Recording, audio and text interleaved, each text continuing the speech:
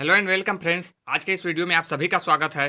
दोस्तों, इस वीडियो में हम देखने वाले हैं समाज से संबंधित महत्वपूर्ण प्रश्न, जो कि आपके प्री बीएड डीएड एग्जाम के लिए सबसे ज्यादा महत्वपूर्ण है। क्योंकि दोस्तों यहाँ से 1 से 2 क्वेश्चन आपसे पूछा ही जाएगा। तो दोस्तों, समाज से संबंधित महत्वपूर्ण प्रश्नों को देखने से पहले चलो थोड़ा सा जान लेते हैं समाज को, कि आखिर समाज होता क्या है। क्योंकि दोस्तों कभी कभी समाज के परिभाषा से भी क्वेश्चन पूछ लिया जाता है। तो थोड़ा सा शॉर्ट में सुन लीजिए। तो क्या होता है दोस्तों समाज?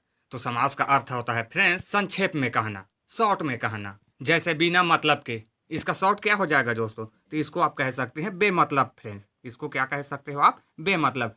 तो बिना मतलब के, तो इसका शॉर्ट क्या हो जाएगा दोस्तों? बेमतलब। और यही इसका समास है दोस्तों।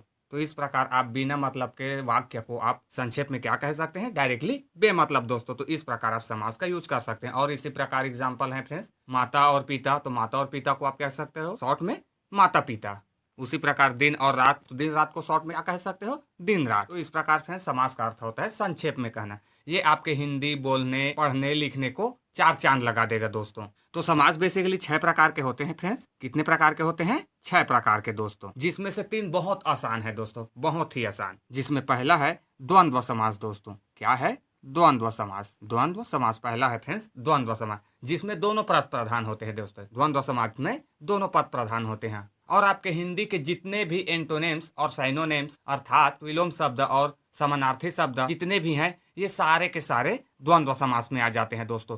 कोई भी विलोम शब्द हो या कोई भी समानार्थी शब्द दोस्तों, सभी के सभी द्वंद्व समास में आ जाते हैं। कभी भी आपको हिंदी में विलोम शब्द या फिर समानार्थी शब्द दिखे, आप डायरेक्टली वहां पे समझ जाना कि ये द्वंद्व समास है दोस्तों। तो ये है, बहुत ही सिंपल है दोस्तों। इसमें दोनों पद प्रधान होते हैं और सभी एंटोनिम्स और साइनोनिम द्वंद्व समास है दोस्तों। और दूसरा है इसी प्रकार फ्रेंड्स द्विगु समास। दूसरा है द्विगु समास फ्रेंड। तो द्विगु समास, जो कि नाम से ही अर्थ है फ्रेंड्स द्विगु, अर्थात गिनने का काम कर रहे हैं। तो जब भी आपको समास में फ्रेंड्स गिनने वाला या कोई संख्यावाची शब्द मिल जाए, तो आप समझ जाना कि वहां पर द्विगु समास है दोस्तों। जैसे कि नवरात्र।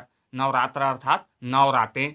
तो इसमें क्या रहे? 9। तो 9 क्या है? संख्यावाची है। तो जब भी आपको संख्यावाची दिखे फ्रेंड्स, आप समझ जाना वहां पे द्विगु समास है। और तीसरा है फ्रेंड्स सबसे आसान बहुब्रीहि समास। बहुब्रीहि समास दोस्तों, ये भी बहुत सिंपल होता है। इसमें दोस्तों कोई भी पद प्रधान नहीं होता है, लेकिन ये विलक्षण अर्थ को बोध कराता है, सामान्य अर्थ को बोध नहीं कराता। बहुब्रीहि समास हमेशा विलक्षण अर्थ को प्रकट करता है।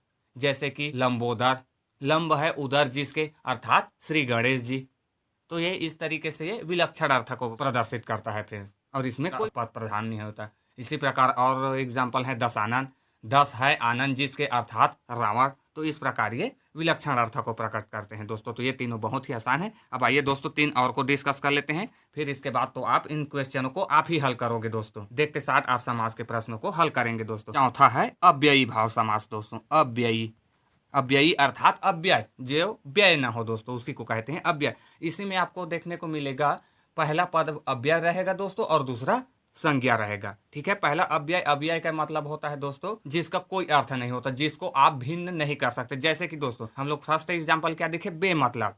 बेमतलब। तो अगर आप बेमतलब को 2 भाग में करोगे तो किसमें किसमें टूट जाएगा दोस्तों? बे धन मतलब दोस्तों। तो यहाँ पे देखिए मतलब का तो अर्थ है अपना दोस्तों, लेकिन यहाँ पे बे का कोई अर्थ नहीं है दोस्तों। अगर हम इस बे को मतलब के साथ जोड़ देंगे तब तो बेमतलब इसका अर्थ है, लेकिन जैसे ही हम इस बेमतलब से बे को अलग कर देंगे तो बे का कोई अर्थ है दोस्तों? कोई अर्थ नहीं है। तो यही अव्यय है दोस्तों। इसी प्रकार और है यथाशक्ति। शक्ति के अनुसार। तो उसमें भी क्या है दोस्तों? यथा और शक्ति को अलग कर दे तो यथा का कोई अर्थ निकलेगा? नहीं दोस्तों। तो यहाँ पे यथा भी अव्यय है दोस्तों। तो यहाँ से आप समझ जाना, जब भी पहला पद इस तरीके से अलग कर दें तो उसका कोई अर्थ ना निकले, तो वहां पर अव्ययी भाव समास होगा दोस्तों। ठीक है, इसके बाद अगला समास है फ्रेंड्स तत्पुरुष समास। तत्पुरुष समास दोस्तों। तत्पुरुष समास में हमेशा आप ये ध्यान रखना दोस्तों कि इसमें कर्ता कारक को छोड़कर शेष अन्य कारक होंगे दोस्तों। कर्ता कारक। कर्ता कारक क्या है? कर्ता ने। तो ने नहीं होगा दोस्तों, बाकी सभी अर्थ के रूप में सभी प्रयोग होगा। जैसे कि क्या होता है? कर्ता कारक ने इसमें प्रयुक्त नहीं होगा दोस्तों। बाकी क्या है? कर्म को करण से के द्वारा, अपादान से, संबंध का के की रारे री और अधिकरण में पय पर। तो ये सभी शब्द यूज होंगे दोस्तों तत्पुरुष समास में, लेकिन इसमें ने नहीं होगा। और एग्जाम्पल के रूप में ले सकते हैं दोस्तों पुरुषोत्तम, अर्थात पुरुषों में उत्तम।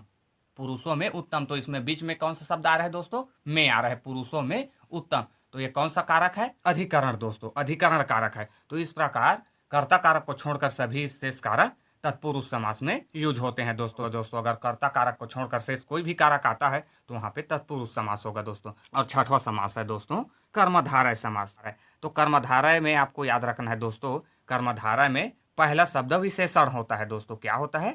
पहला शब्द विशेषण और दूसरा शब्द होगा नाउन। विशेषण का मतलब तो जानते ही होंगे दोस्तों, विशेषण मतलब जो विशेषता बताता है संज्ञा की। और इसमें आपको देखने को मिलेगा फ्रेंड, कर्मधारय में हमेशा पीला, नीला, इस तरीके से दोस्तों, जैसे कि पीताम्बर हो गया तो पीताम्बर में पीताम्बर का समास विग्रह करेंगे तो क्या मिलेगा? पीला अंबर। तो यहाँ पे पीला क्या है दोस्तों? यहाँ पे पीला विशेषण है और अंबर क्या है? नाउन है, अर्थात पीला है अंबर। तो पीताम्बर उसी को कहते हैं दोस्तों। तो यहाँ पे कौन सा समास होगा? पीताम्बर में कर्मधारय दोस्तों। इसी प्रकार आप कह सकते हैं नीलांबर दोस्तों। तो नीलांबर में भी क्या दिख रहा है आपको? नीला। तो इसमें क्या आ रहा है? नीला क्या हो जाएगा? नीला विशेषण है दोस्तों और उसके बाद अंबर आ रहा है वो नाउन है। तो कर्मधारय में हमेशा आपको यही ध्यान रखना है कि पहला पद विशेषण होता है दोस्तों और दूसरा विशेष्य अर्थात संज्ञा होता है। ठीक है, तो ये इस प्रकार समास हो गए दोस्तों। अब चलिए इससे संबंधित महत्वपूर्ण प्रश्नों को देखते हैं दोस्तों। तो फर्स्ट क्वेश्चन है फ्रेंड्स, देखिए यथाशीघ्र में कौन सा समास है? तो जल्दी सोचिए दोस्तों कौन सा समास है? तो यथाशीघ्र में अगर हम यथाशीघ्र को समास विग्रह करेंगे तो यथाधन शीघ्र होगा दोस्तों, जिसमें यथा का और कोई कुछ अर्थ निकलेगा क्या? नहीं। तो ये कौन सा समास होगा जाएगा दोस्तों? ये अव्ययी भाव समास हो जाएगा। यथा क्या है? अव्यय है। तो इसका राइट आंसर हो जाएगा फ्रेंड्स ऑप्शन डी, अव्ययी भाव समास। नेक्स्ट क्वेश्चन है दोस्तों, गुणहीन का सही समास विग्रह होगा। तो दोस्तों गुणहीन का सही समास विग्रह क्या होगा?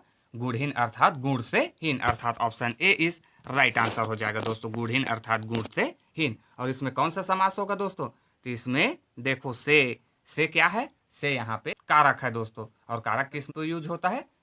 तत्पुरुष समास में। तो इसमें कौन सा समास होगा? तो इसमें तत्पुरुष समास होगा दोस्तों। गुणहीन में तत्पुरुष समास है और इसका समास विग्रह गुण से हीन हो जाएगा दोस्तों। नेक्स्ट क्वेश्चन है, यथाविधि में कौन सा समास है? तो दोस्तों इसमें कौन सा समास है? फिर इसमें हमें देखने को मिल रहा है यथा, जो कि क्या है? अव्यय है। तो यहाँ पे ये हो जाएगा दोस्तों अव्ययी भाव समास, अर्थात option A is right answer हो जाएगा। नेक्स्ट क्वेश्चन है, देशभक्ति का सही समास विग्रह होगा। तो दोस्तों देशभक्ति का सही समास विग्रह क्या होगा? ऑप्शन ए देश को भक्ति, ऑप्शन बी देश के द्वारा भक्ति, ऑप्शन सी देश के लिए भक्ति, ऑप्शन डी देश में भक्ति। तो क्या हो जाएगा दोस्तों? तो देशभक्ति अर्थात देश के लिए भक्ति, अर्थात option C is right answer हो जाएगा दोस्तों। और इसमें भी कौन सा समास हो जाएगा? इसमें भी हमें कारक देखने को मिल रहा है तो ये भी तत्पुरुष समास है दोस्तों। तो इसका राइट आंसर हो जाएगा ऑप्शन सी। अगला प्रश्न है दोस्तों, पाप पुण्य में कौन सा समास है? वेरी वेरी इंपॉर्टेंट क्वेश्चन है फ्रेंड। पाप पुण्य में कौन सा समास हो जाएगा? तो पाप और पुण्य क्या है दोस्तों? दोनों के दोनों प्रधान भी हैं और पाप और पुण्य क्या है? ये दोनों विलोम शब्द है दोस्तों। तो ऐसा हमें किस में देखने को मिलता है? द्वंद्व समास में। तो इसका राइट आंसर हो जाएगा ऑप्शन ए फ्रेंड, द्वंद्व समास। पाप पुण्य में द्वंद्व समास है। नेक्स्ट क्वेश्चन है दोस्तों, पदच्युत का सही समास विग्रह होगा। तो दोस्तों पदच्युत का सही समास विग्रह क्या होगा? पदच्युत अर्थात पद से च्युत दोस्तों। तो इसका राइट आंसर हो जाएगा ऑप्शन बी फ्रेंड, पदच्युत अर्थात पद से च्युत दोस्तों। अगला प्रश्न है फ्रेंड, आजीवन में कौन सा समास है? तो दोस्तों आजीवन में कौन सा समास हो जाएगा? तो अगर हम आजीवन का समास विग्रह करते हैं तो हमें क्या मिलेगा फ्रेंड? आ प्लस जीवन। और आ कैसा है? आ को हम तोड़ भी नहीं सकते, कुछ नहीं कर सकते, वो अव्यय है। अव्यय को हम तोड़ नहीं सकते दोस्तों, उसका कोई अर्थ नहीं होता। तो ये भी क्या हो जाएगा? ये भी अव्ययी भाव समास हो जाएगा दोस्तों। आजीवन में कौन सा समास है? अव्ययी भाव दोस्तों। नेक्स्ट क्वेश्चन है फ्रेंड्स, रसोई घर का सही समास विग्रह होगा। दोस्तों रसोई घर का सही समास विग्रह क्या होगा? तो रसोई घर अर्थात रसोई के लिए घर फ्रेंड। तो इसका राइट आंसर हो जाएगा ऑप्शन सी दोस्तों, ऑप्शन सी।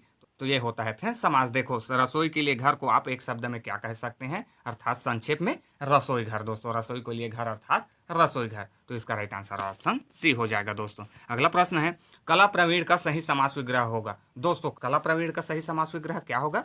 कला में प्रवीण दोस्तों। कला में जो प्रवीण है उसे कला प्रवीण कहेंगे। तो इसका राइट आंसर क्या हो जाएगा दोस्तों? ऑप्शन बी इसका राइट आंसर हो जाएगा, option be friend. Next question है, आचार विचार में कौन सा समास है? दोस्तों आचार विचार में कौन सा समास होगा? तो आचार और विचार दोनों के दोनों क्या है? प्रधान है दोस्तों। दोनों पद प्रधान है और इसमें हम जानते हैं कि ये दोनों शब्द या तो विलोम होंगे या समानार्थी दोस्तों। तो ऐसा किस समास में होता है? द्वंद्व में दोस्तों। तो इसका राइट आंसर क्या हो जाएगा? ऑप्शन सी द्वंद्व समास फ्रेंड। आचार विचार में द्वंद्व समास है। अगला प्रश्न है फ्रेंड, पंजाब में कौन सा समास है? तो दोस्तों पंजाब में कौन सा समास होगा? तो इसका राइट आंसर हो जाएगा फ्रेंड्स ऑप्शन सी बहुब्रीहि समास। पंजाब अर्थात जो सामान्य अर्थ बोध न कराकर विलक्षण अर्थ बोध कराते हैं दोस्तों। इसका राइट आंसर हो जाएगा ऑप्शन सी बहुब्रीहि समास दोस्तों। पंजाब अर्थात 5 नदियों का समूह पंजाब कहलाता है दोस्तों। साधारण अर्थबोध न कराकर विलक्षण अर्थबोध कराते हैं, इसीलिए इसका राइट आंसर हो जाएगा ऑप्शन सी बहुब्रीहि दोस्तों। अगला क्वेश्चन है दोस्तों, शक्ति के अनुसार के लिए समासिक शब्द है। तो दोस्तों शक्ति के अनुसार के लिए समासिक शब्द क्या हो जाएगा? तो शक्ति के अनुसार अर्थात यथाशक्ति दोस्तों। तो इसका राइट आंसर ऑप्शन ए ही हो जाएगा दोस्तों। यथाशक्ति का समास विग्रह शक्ति के अनुसार होता है फ्रेंड्स। तो इसका राइट आंसर हो जाएगा ऑप्शन ए ही फ्रेंड। शक्ति के अनुसार के लिए समासिक शब्द है यथाशक्ति। नेक्स्ट क्वेश्चन है फ्रेंड, आगा पीछा कौन सा समास है? दोस्तों कौन सा समास होगा आगा पीछा? तो ये दोनों शब्द अभी हमें प्रधान दिख रहा है और एक दूसरे के उल्टा है दोस्तों। तो ये भी क्या हो जाएगा? ये भी द्वंद्व समास हो जाएगा, अर्थात option D is right answer हो जाएगा फ्रेंड। आगा पीछा में कौन सा समास है? द्वंद्व समास दोस्तों। अगला प्रश्न है, गृह प्रवेश का सही समास विग्रह होगा। दोस्तों गृह प्रवेश का सही समास विग्रह क्या होगा? गृह प्रवेश अर्थात गृह में प्रवेश, अर्थात इसका राइट आंसर ऑप्शन ए ही हो जाएगा दोस्तों। गृह प्रवेश का सही समास विग्रह होगा गृह में प्रवेश। अगला प्रश्न है, नाक कान में कौन सा समास है? तो इसमें भी कौन सा समास आ जाएगा दोस्तों? नाक और कान में। तो नाक और कान दोनों के दोनों पद प्रधान है दोस्तों। तो इसका राइट आंसर क्या हो जाएगा? ये भी द्वंद्व समास हो जाएगा दोस्तों। तो इसका राइट आंसर हो जाएगा ऑप्शन सी फ्रेंड, नाक कान में द्वंद्व समास है। अगला प्रश्न है फ्रेंड्स, रेखांकित शब्द के लिए उपयुक्त समास चिन्हित कीजिए। तो दोस्तों हमें रेखांकित शब्द दिए गए हैं प्रेम सागर। तो इसमें कौन सा समास होगा दोस्तों? तो प्रेम सागर का समास विग्रह क्या हो जाएगा दोस्तों? प्रेम का सागर। प्रेम सागर का समास विग्रह क्या होगा? प्रेम का सागर, जो कि का कौन सा कारक है दोस्तों? तो वो है संबंध दोस्तों। का के की रा रे री ये क्या है? संबंध कारक। तो इसका राइट आंसर हो जाएगा दोस्तों संबंध तत्पुरुष, अर्थात option B is right answer हो जाएगा। प्रेम सागर के लिए उपयुक्त समास कौन हो जाएगा? संबंध तत्पुरुष समास है दोस्तों इसमें। तो इसका राइट आंसर ऑप्शन ब हो जाएगा। अगला प्रश्न है, जिस समास में उत्तर पद प्रधान हो तथा पूर्व पद संख्यावाचक हो वह खाली स्थान समास होता है। तो दोस्तों उस समास को क्या कहते हैं जिसमें उत्तर पद प्रधान हो तथा पूर्व पद संख्यावाचक हो? तो उसे क्या कहते हैं दोस्तों? तो उसे द्विगु समास कहते हैं फ्रेंड्स। तो इसका राइट आंसर ऑप्शन डी हो जाएगा। देखिए तो ये इसके परिभाषा से ही पूछा गया है फ्रेंड। तो परिभाषा भी आपको आनी चाहिए, जो कि मैंने आपको शॉर्ट में बता दी है दोस्तों। बस वही याद रखिए, आप आसानी से बना लेंगे। ठीक है, तो ये हो जाएगा इसका राइट आंसर ऑप्शन डी। अगला प्रश्न है दोस्तों, निम्नांकित शब्दों में से संबंध बहुब्रीहि समासिक शब्द है। तो दोस्तों निम्नांकित शब्दों में से संबंध बहुब्रीहि समासिक शब्द है। तो इसमें से कौन बहुब्रीहि समास में होगा दोस्तों? तो इसका राइट आंसर हो जाएगा त्रिलोचन। तो इसका राइट आंसर हो जाएगा ऑप्शन ए फ्रेंड। निम्नांकित शब्दों में से संबंध बहुब्रीहि समास है त्रिलोचन दोस्तों, जो कि साधारण अर्थ बोध न करा करके विलक्षण अर्थ को बोध कराते हैं। त्रिलोचन अर्थात 3 लोचन वाले, 3 नेत्र वाले दोस्तों, और वो कौन है? भगवान महादेव जी। तो इसका राइट आंसर हो जाएगा ऑप्शन ए फ्रेंड। अगला प्रश्न है दोस्तों, पदों की प्रधानता के अनुसार समास को कई भागों में बांटा जाता है। अव्ययी भाव समास में किस पद की प्रधानता होती है? तो दोस्तों अव्ययी भाव समास में किस पद की प्रधानता होती है? ऑप्शन है फ्रेंड्स, ए पूर्व पद, या ऑप्शन बी दोनों पद अप्रधान, या ऑप्शन सी दोनों पद की प्रधानता प्रमुख, या ऑप्शन डी उत्तर पद। तो दोस्तों इसका राइट आंसर क्या हो जाएगा? तो इसका राइट आंसर हो जाएगा फ्रेंड्स पूर्व पद। तो अव्ययी भाव समास में किस पद की प्रधानता होती है दोस्तों? पूर्व पद, अर्थात option A is right answer हो जाएगा दोस्तों। क्योंकि उत्तर पद क्या होता है? उत्तर पद अव्यय होता है दोस्तों, और पूर्व पद की प्रधानता होती है फ्रेंड्स। तो इसका राइट आंसर हो जाएगा ऑप्शन ए हो जाएगा। अगला क्वेश्चन है दोस्तों, राज दरबार का सही समास विग्रह होगा। तो दोस्तों राज दरबार का सही समास विग्रह क्या हो जाएगा? तो राज दरबार अर्थात राजा का दरबार। तो इसका राइट आंसर ऑप्शन सी हो जाएगा दोस्तों। राज दरबार अर्थात राजा का दरबार। तो इसका राइट आंसर हो जाएगा ऑप्शन सी राजा का दरबार फ्रेंड। अगला प्रश्न है दोस्तों, निम्न में से बहुब्रीहि समास युक्त शब्द नहीं है। तो दोस्तों इनमें से कौन सा बहुब्रीहि समास युक्त शब्द नहीं है? तो वो हो जाएगा ऑप्शन सी सटरस दोस्तों। सटरस इसमें बहुब्रीहि समास नहीं होगा, क्योंकि सटरस क्या होगा दोस्तों? सटरस अर्थात 6 रस, इसमें गिनने संख्यावाची आ रहा है। तो ये क्या हो जाएगा? ये द्विगु समास होगा दोस्तों। तो ये बहुब्रीहि समास नहीं होगा। तो इसका राइट आंसर ऑप्शन सी हो जाएगा फ्रेंड्स। अगला प्रश्न है दोस्तों, निम्न में से द्विगु समास नहीं है। तो दोस्तों इनमें से कौन सा द्विगु समास नहीं होगा? पंचवटी, त्रिभुवन, चतुर्भुज, पसेरी। तो इसमें पंचवटी में 5 गिनने के लिए आ रहा है दोस्तों, त्रिभुवन में भी 3 गिनने के लिए आ रहा है, और चतुर्भुज में भी गिनने के लिए आ रहा है। तो ये संख्यावाची है, तो ये सभी द्विगु, लेकिन पसेरी क्या हो जाएगा? द्विगु समास नहीं होगा दोस्तों। तो इसका राइट आंसर ऑप्शन बी हो जाएगा फ्रेंड। अगला प्रश्न है दोस्तों, बहुब्रीहि समास का उदाहरण है। तो दोस्तों इनमें से कौन बहुब्रीहि समास का उदाहरण है? चौराहा, यथाशक्ति, पीताम्बर, नीलकमल। इसमें कौन सा बहुब्रीहि समास होगा दोस्तों? तो इसका राइट आंसर हो जाएगा दोस्तों पीताम्बर। पीला है अंबर जिसके। तो इसका राइट आंसर हो जाएगा ऑप्शन डी दोस्तों। पीताम्बर में बहुब्रीहि समास है। अगला प्रश्न है दोस्तों, नवरात्र में कौन सा समास है? तो फ्रेंड्स, नवरात्र में कौन सा समास होगा? तो नवरात्र अर्थात नवरात्रि। तो इसमें हमें संख्यावाची देखने को मिल रहा है दोस्तों। कौन सा समास होगा? तो ये द्विगु समास होगा फ्रेंड्स, अर्थात option D is right answer हो जाएगा फ्रेंड्स। अगला प्रश्न है फ्रेंड्स, समास पद्धति किस भाषा की विशेषता है? वेरी वेरी एमपी क्वेश्चन है फ्रेंड्स, सीजी व्यापम टेट 2021 में पूछा गया क्वेश्चन है दोस्तों। तो समास पद्धति किस भाषा की विशेषता है? तो समास पद्धति देशज भाषा है दोस्तों। तो इसका राइट आंसर हो जाएगा ऑप्शन सी फ्रेंड। समास पद्धति किस भाषा की विशेषता है? ये हमारी देशज भाषा की विशेषता है दोस्तों। ये हमारे देश द्वारा उत्पन्न किया हुआ भाषा है समास। तो इसका राइट आंसर हो जाएगा ऑप्शन सी फ्रेंड। समास की सहायता से हम लंबे से लंबे वाक्य को शॉर्ट में कह सकते हैं दोस्तों, जो कि हमारे देश द्वारा उत्पन्न किए गए हैं। तो इसका राइट आंसर ऑप्शन सी ही हो जाए। अगला प्रश्न है दोस्तों, पीताम्बर अर्थात पीला अंबर विशेषण विशेष्य उसके आधार पर सही विकल्प चुनिए। तो दोस्तों पीताम्बर का यहाँ पे हो जाएगा फ्रेंड्स इसका कर्मधारय समास दोस्तों। तो इसका राइट आंसर ऑप्शन बी हो जाएगा दोस्तों। यहाँ पे देखिए फ्रेंड्स, यहाँ पे हमें पीताम्बर अर्थात पीला अंबर अर्थात पीला कपड़ा कहा गया है, ठीक है ना।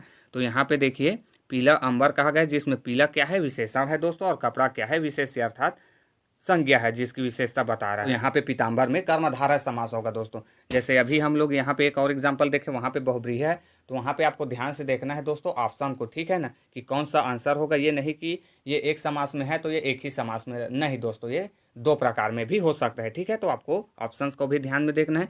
तो यहाँ पे देखिए हमें यहाँ पे कोई भी बहुब्रीहि नहीं दिख रहा है, तो यहाँ पे इसका राइट आंसर कर्मधारय हो जाएगा दोस्तों, ठीक है। तो बस थोड़ा सा ध्यान देना है आपको। कर्मधारय में पहला पद विशेषण और दूसरा पद विशेष्य होता है फ्रेंड, ठीक है। तो इसका राइट आंसर ऑप्शन बी हो जाए। अगला प्रश्न है दोस्तों, बेखटके किस समास का उदाहरण है? वेरी वेरी इंपॉर्टेंट क्वेश्चन है फ्रेंड। बेखटके किस समास का उदाहरण है दोस्तों? तो अगर हम इसका समास विग्रह करेंगे तो क्या होगा? बेखटके। तो बे का कोई अर्थ ही नहीं होगा दोस्तों। तो बे क्या है? बे अव्यय है दोस्तों। तो इसका राइट आंसर हो जाएगा अव्ययी भाव समास, जो कि ऑप्शन डी में दिया गया है। तो यही इसका राइट आंसर हो जाएगा दोस्तों। बेखटके में अव्ययी भाव समास है फ्रेंड। नेक्स्ट क्वेश्चन है दोस्तों, जिस कर्मधारय का पूर्व पद संख्या बोधक हो उसे कहते हैं। तो दोस्तों जिस कर्मधारय का पूर्व पद संख्या बोधक हो उसे क्या कहते हैं? तो उसे द्विगु कहते हैं दोस्तों। तो इसका राइट आंसर हो जाएगा ऑप्शन सी फ्रेंड। डेफिनेशन में बस आपको थोड़ा सा घुमाने का कोशिश किया गया है दोस्तों, बाकी ये वही है। जिस कर्मधारय कहा गया है उसको मत देखिए, और यहाँ पे हमें कहा गया है पूर्व पद फ्रेंड, और पूर्व पद जिसका संख्यावाचक हो उसको हम द्विगु समास कहते हैं। तो इसका राइट आंसर ऑप्शन सी हो जाएगा। अगला प्रश्न है फ्रेंड्स, निम्नांकित में से किस शब्द के समस्त पद में द्वंद्व समास नहीं है? तो दोस्तों देखिए इनमें से किस शब्द के समस्त पद में द्वंद्व समास नहीं है? लड्डू पेड़ा, मूंग बड़ा, दाल भात, काजू किशमिश। तो इनमें से किस शब्द के समस्त पद में द्वंद्व समास नहीं दोस्तों? तो इसका राइट आंसर हो जाएगा ऑप्शन बी दोस्तों, मूंग बड़ा। तो इसका राइट आंसर हो जाएगा ऑप्शन बी फ्रेंड। बाकी सभी लड्डू पेड़ा ये क्या है दोस्तों? समानार्थी शब्द हैं और दोनों पद प्रधान है, तो ये द्वंद्व समास होगा दोस्तों। उसी प्रकार दाल भात, काजू किशमिश ये सभी द्वंद्व समास है दोस्तों, लेकिन मूंग और बड़ा ये द्वंद्व समास नहीं होगा दोस्तों। तो इसका राइट आंसर हो जाएगा ऑप्शन सी। दोस्तों अगला प्रश्न देखते हैं, और आज की इस वीडियो का अंतिम क्वेश्चन जो कि दिया है, कौन सा शब्द अव्ययी भाव समास शब्द है? तो दोस्तों इनमें से कौन सा शब्द अव्ययी भाव समास होगा? ऑप्शन ए निडर, या ऑप्शन बी कामचोर, या ऑप्शन सी मृदुबंध, या ऑप्शन डी आशातीत। तो इनमें से कौन सा अव्ययी भाव समास होगा? तो जिसका पहला पद अव्यय हो दोस्तों उसी को देखिए। तो इसमें हमें कौन सा दिख रहा है? निडर। अगर हम निडर का समास विग्रह करते हैं तो ये टूट जाएगा दोस्तों नी प्लस डर में। और नी क्या है? नी अव्यय है दोस्तों। नी का कोई अर्थ नहीं निकल रहा है, इसका मतलब ये अव्यय है। तो यही अव्ययी भाव समास होगा। तो इसका राइट आंसर क्या हो जाएगा दोस्तों? यही ऑप्शन ए ही फ्रेंड, निडर। निडर अव्ययी भाव समास है फ्रेंड। तो इसका राइट आंसर हो जाएगा ऑप्शन ए। सो फ्रेंड्स आज के वीडियो में बस इतना ही। अगर वीडियो आपको अच्छा लगा हो तो वीडियो को लाइक करें, शेयर करें, और अगर अभी तक आपने मेरे चैनल को नहीं सब्सक्राइब किया हो तो चैनल को जरूर से सब्सक्राइब कर ले फ्रेंड्स। और आपके सभी विषयों की वीडियो आपको प्लेलिस्ट में एक साथ मिल जाएगी दोस्तों। तो एक बार जरूर से देख लीजिए, क्योंकि आपका एग्जाम बहुत ही नजदीक है। तो बस आप देखिए बस दोस्तों, यहाँ से आपका सारा कंफ्यूजन, सारा डाउट क्लियर हो जाएगा। इसके बाद आपका पेपर बहुत अच्छा जाएगा दोस्तों। तो मिलते हैं नेक्स्ट के वीडियो में, तब तक के लिए जय हिंद, जय भारत, जय Chhattisgarh, and thanks for watching till and.